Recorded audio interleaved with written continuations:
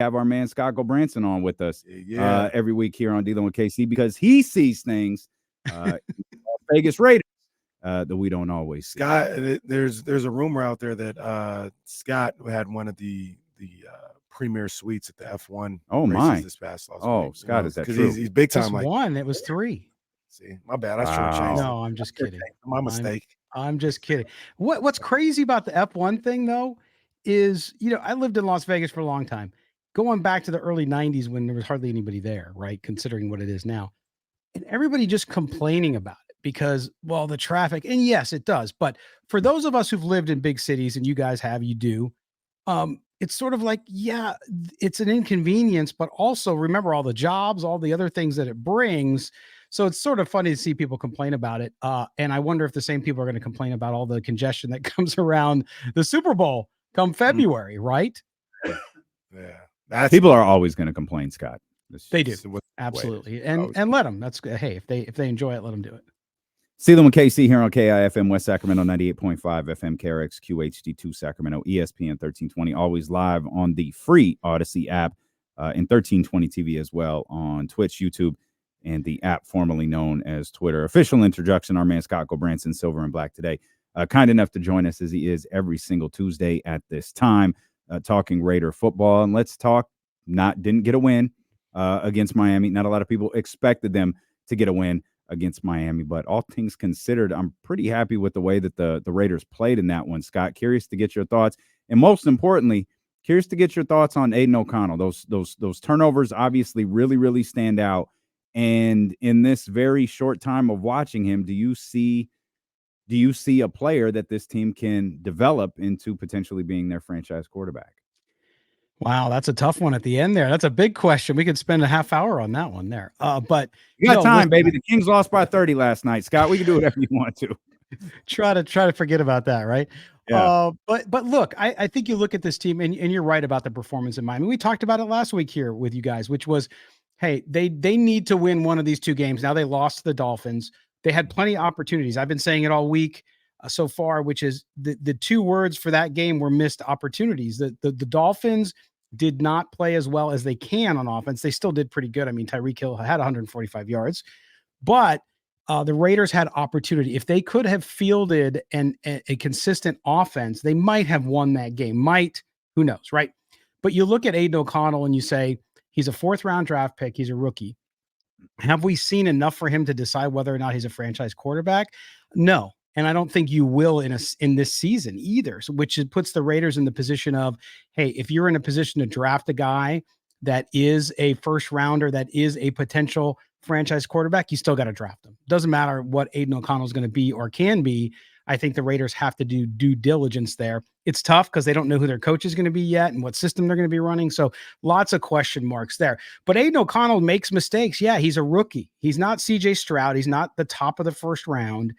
He has his limitations. I think we saw those in Miami. This is not a criticism of the kid. What it is a recognition of what he does well and what he does not do well, or where he will have physical limitations. He does not have mobility.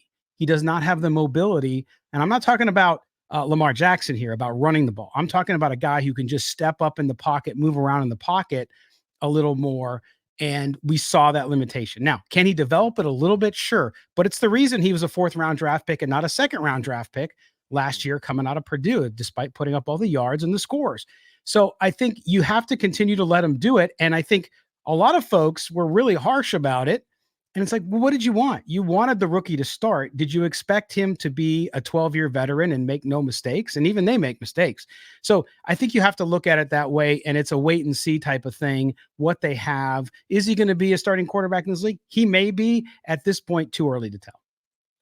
So I want to go a little bigger picture on that when you talk about looking for the quarterback and what you would do going forward with this. Is that your first priority in the draft? Say you have the 7th pick or something like that. Like, is it, let's go find our franchise quarterback?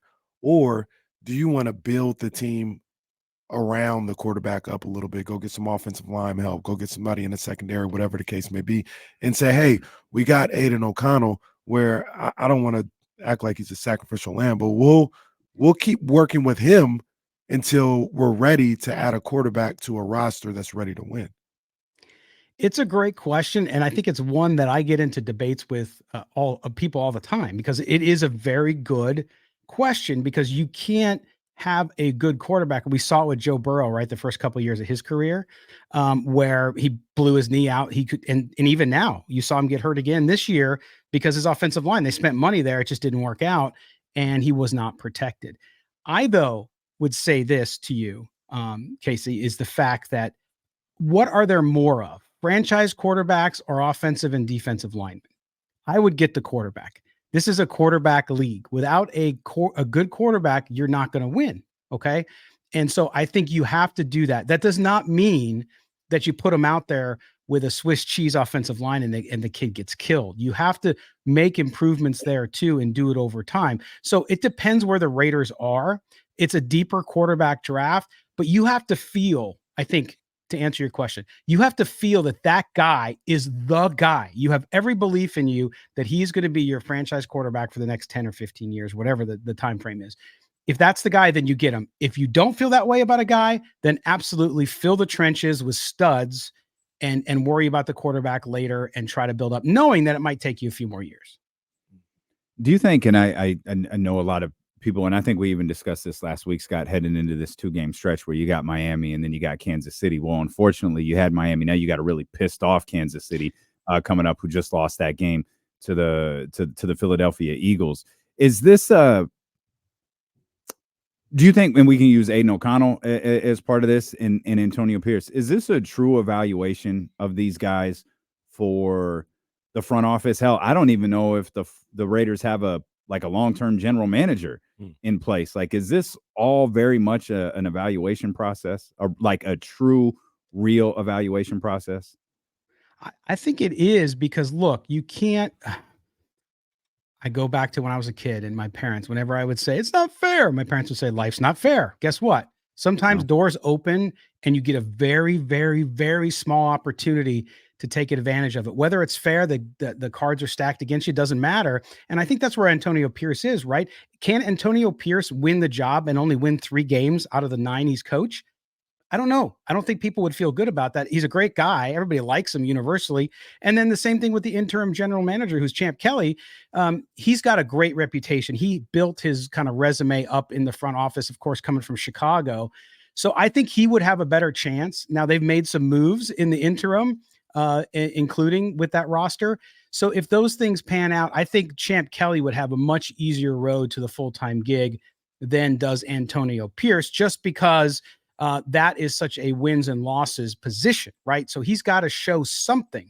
Now, if he doesn't win the majority of his games, could Mark Davis still consider him? Absolutely. Would that be a good move? I think you could argue either way, because if he can't put it together now with what he has, which is a very highly paid offensive roster, and that's the problem right now is the offense, then you have to question or not whether he's not ready, or whether or not it's just not the right fit for them, and who's available to you. Is there somebody out there that you think can do a better job no matter what job he does? There's a lot of questions that may be answered over the next 5-6 weeks. Yeah. And to be honest with you, like you mentioned, it doesn't feel like you're going to get like an accurate representation of anything based on like wins and losses. It's going to be a lot about, with Mark Davis, whoever's making the decision, feel, you know what I mean? Because like you said, Antonio Pierce, he might not win another game this year. He might win one more game. That doesn't mean he's not the guy for the job, though. You know what I mean? So you can't put it just on wins and losses. You got to get a feel for how the operation is going. And do you feel like with Antonio Pierce and the GM, you could build on what happened this year? So it's going to be interesting how this plays out. And remember, head coaches, when it comes to the football side of things, are like a CEO, right? So you're the head coach, but you got to know, who is my offensive coordinator? Who's my defensive coordinator? Who's my quarterback's coach? And he's been around a while. He's coached for enough time in college. He's part of Herm Edwards' crew, all that stuff. So he knows people. But are you in the position to say, and again, I love Antonio Pierce. I'm rooting for the guy. But does he know how to choose the right offensive coordinator? Like, is that something? So those are the things you got to evaluate. I think too much today, especially, we get into somebody's a really good person, they're a good leader, that does not mean you set them up for success by giving them a role, if they're not prepared to take it yet. Now, maybe he is. And if Mark Davis makes that determination, great. And then he'll be evaluated like everybody else moving forward. So it's just interesting if you look at the history of interim coaches who got the job full time afterwards. There's only one or two that have ever really worked out, and it was limited success. It wasn't like somebody went on to have a great career as a head coach. Not saying that can't change. I'm just going off the data and what it says about the past. 125 this weekend. What do you think we see with these, again, probably pretty pissed off Kansas City team and a Las Vegas Raiders team that's just trying to put some things together? Yeah, I mean, look, the Raiders' problem, and I wrote earlier this week about it, which is I felt that if Antonio Pierce wants the job, he's going to have to figure out this offense quick because they've got to score points. And the defense has done a good job. And I've said this too, which is they're getting the most out of the talent they have on that roster right now. That defense is playing pretty dang good. If you think about it, what they did in Miami could have, I mean, they put up 70 points against the Denver Broncos, right? If you remember back earlier in the season. So the Raiders keeping them to 20 points, pretty victory. And if you look at the Raiders, they're 13th in the league in points against with just over 20, which is an improvement over 27 points last year. So they've made strides on the defense. It's the offense that hasn't moved, and the offense continues to be a problem. So against the Chiefs are going to get points. Travis Kelce, as you saw last night, still can do it. And he had some dropsies too, but the Chiefs still were able to move the ball. The Chiefs can't score in the second half. So if I look at this game, if I'm the Chiefs, actually, you know what I would do, especially with the fact that I don't have receivers who can catch the ball? I would run it down the Raiders' throats as much as possible. Pacheco, I would just run the ball. Last year they did it against the Raiders and it succeeded. So I think you're going to see Andy Reid actually do that. They're going to have plenty of Kelce, plenty of the running game to try to wear down that defense, and then maybe you open it up over the top a little bit.